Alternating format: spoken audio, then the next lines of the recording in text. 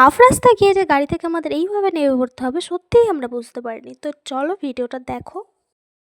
Hi everyone, আমি সুস্মিতা। তোমরা সবাই কেমন আছো? আমি তো ভালো আছি। তো ফার্স্টেই বলি, এটা আমার ফার্স্ট ব্লগ। আজ আমরা যাব উলুবেড়িয়া কালীবাড়িতে উল্টো রথ দেখতে, তাও আবার আমার কোলু বাবুর সাথে। ঝটপট করে রেডি হয়ে নিলাম, তো চলো যাওয়া যাক।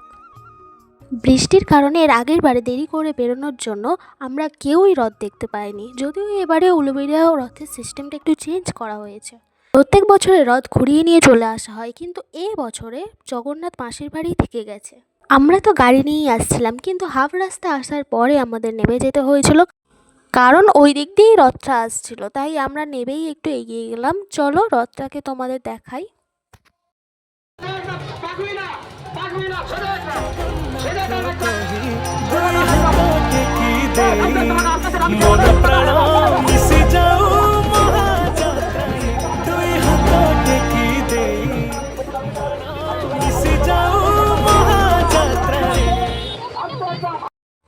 বাকি রাস্তাটা আমরা রথের পিছন পিছন হেঁটেই গিয়েছিলাম।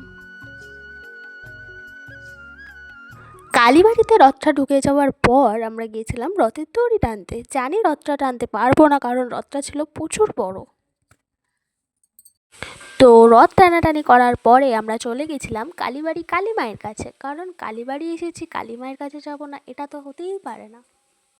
কালীবাড়িতে সেদিনে প্রচুর ভিড় ছিল, তাই দাঁড়ানোর জায়গা না পেয়ে আমরা সবাই মিলে বসেছিলাম। তো বসে থাকতে থাকতে প্রচুর খিদে পেয়ে গেছিল, তাই আমরা গুটি গুটি পায়ে চলে গেলাম ফুচকা। আর ফুচকা মানে জিভে জল আসা খাবার।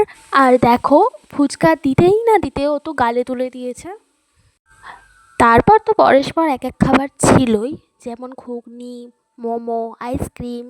তো ঘুগনি যদিও আমি খাই না, ও একটু বেশি পছন্দ করে। আচ্ছা, মোমো কার কার পছন্দ বলো তো? আমার তো খুবই পছন্দ, আমার ননদ গিয়েছিলো, তারও খুব পছন্দ। মেয়ে মানে তো মোমো খাবোই না।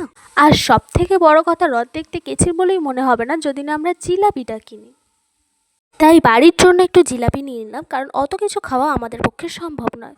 অনেকটা রাত হয়ে গেছে, আমরা তো চলে যাচ্ছি। তোমরাও একটা লাইক করে কমেন্টে জয় জগন্নাথ লিখে দিয়ে যাও। তো চলো আজ এই পর্যন্ত, টাটা।